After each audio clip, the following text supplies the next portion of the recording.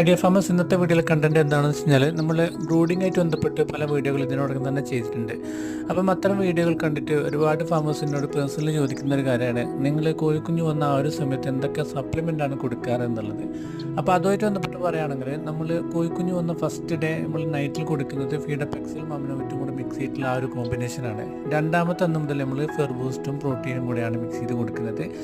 Protein എന്ന് വെച്ച് കഴിഞ്ഞാൽ അത് പ്ലാന്റ് ബേസ്ഡ് പ്രോട്ടീൻ ആയിട്ടുള്ള പ്രോട്ടീൻ പൗഡറാണ് നമ്മൾ ഉപയോഗിക്കുന്നത്.